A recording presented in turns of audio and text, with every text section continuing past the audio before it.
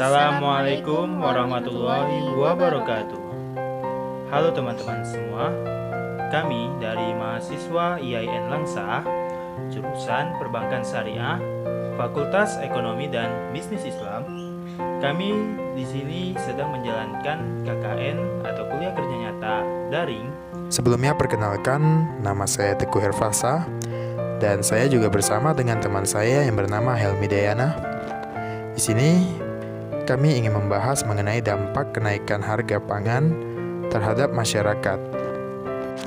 Berdasarkan Undang-Undang Nomor 18 Tahun 2012, pangan merupakan segala sesuatu yang berasal dari sumber hayati produk pertanian, perkebunan, kehutanan, perikanan, peternakan, perairan, dan air, baik yang diolah maupun yang tidak diolah, yang diperuntukkan sebagai makanan atau minuman bagi konsumsi manusia, termasuk tambahan-tambahan pangan, bahan baku pangan, dan bahan lainnya yang digunakan dalam proses penyiapan, pengolahan, dan pembuatan makanan atau minuman.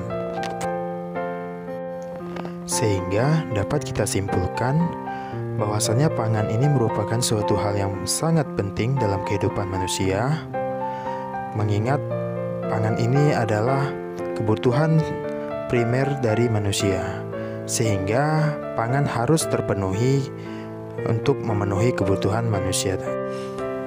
Jika kita lihat beberapa bulan kebelakangan ini, mulai dari awal tahun 2022 hingga saat ini, ketahanan pangan global teruslah mengalami ancaman yang serius.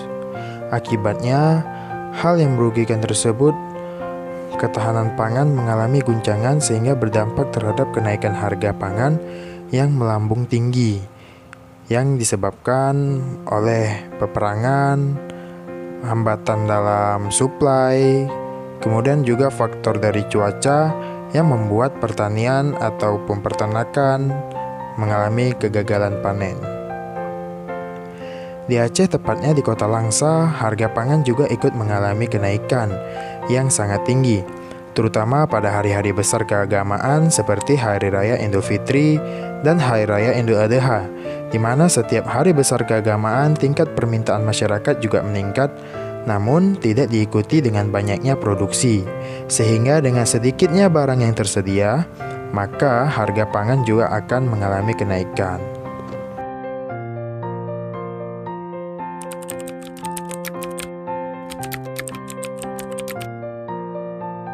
Ya, kalau kami penjual sih ya biasa aja ya.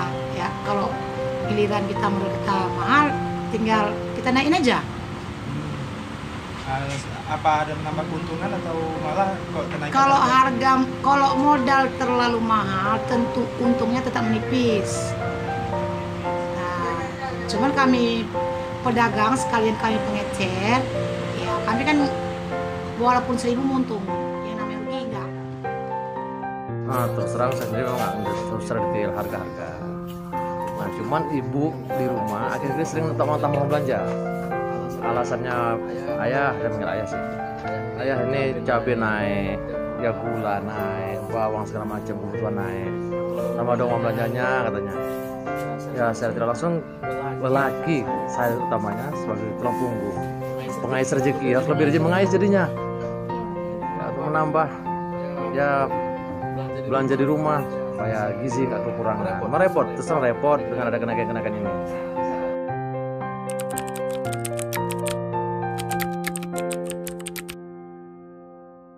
Disampaikan pun percuma. Karena kan kayak mana ya, namanya dagang itu nggak perlu disampaikan. Yang diutamakan dagangnya kan rantai. Tempe terutama itu dari bawah. Tentu orang kampung yang penghasilannya minim. Kalau mereka nggak punya uang, pedagang itu ada uang. Dagang itu berantai, dari yang bawah sampai ke atas. Dari produsen ya? Dari yang kecil, dari pembeli yang kecil. Kalau daya beli mereka nggak ada, pedagang terduduk lah. Bukan dari kami. Kami itu nggak apa ya, kami beli 1.000 tengah jual 1.100. Ya paling tidak, kayak kita tahu sekarang di Aceh kan untuk lapangan kerja khusus di Langsa nggak ada lapangan kerja. Pabrik mana ada di Langsa lagi. Seperti kayak dulu PT Gruti, PT Api kan nggak ada. Ya minimal itulah dibangun. Ya seperti kayak kami ini yang non PNS atau non gaji tetap. Nah kalau dengan itu kita kan bisa ada penghasilan tambahan, atau mungkin saya skillnya di jualan bisa buka warung dari dekat situ. Jadi adalah teman-teman dari situ di luar pada kita bukan orang makan gaji seperti pegawai negeri. Oke, berarti itu aja Pak ya. Kurang lebih seperti itu gambarannya. Berdasarkan dari pernyataan mereka, maka dapat kita artikan bahwa dengan adanya kenaikan harga pangan, maka sedikit banyak akan berpengaruh terhadap keuntungan yang akan diperoleh oleh pedagang. Walaupun tidak rugi, namun terjadi penurunan laba mereka. Selain itu juga bagi masyarakat yang konsumen, mereka juga mengalami kesusahan, juga mengalami keberatan dengan harga pangan yang sangat tinggi, yang dimana mereka harus mengeluarkan uang lebih banyak untuk memenuhi kebutuhan mereka sehari-hari. Berdasarkan permasalahan ini, tentunya peranan pemerintah sangat mendominasi untuk mengatur serta menekan kembali harga komoditas, terkhususnya pada sektor pangan. Mengingat banyaknya masyarakat yang terdampak, terutama golongan bawah, dan juga terdampak terhadap para pelaku UMKM, terutama di bidang kuliner. Sehingga solusi yang tepat untuk dilakukan pemerintah ialah dengan melakukan produksi yang besar supaya tidak terjadinya kekurangan ataupun kelangkaan pangan yang membuat harga pangan naik.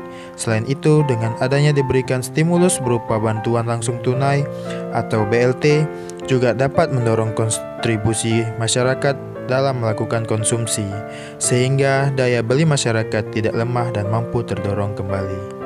Hanya inilah yang dapat kami sajikan. Lebih kurang kami mohon maaf. Semoga bermanfaat bagi kita semua.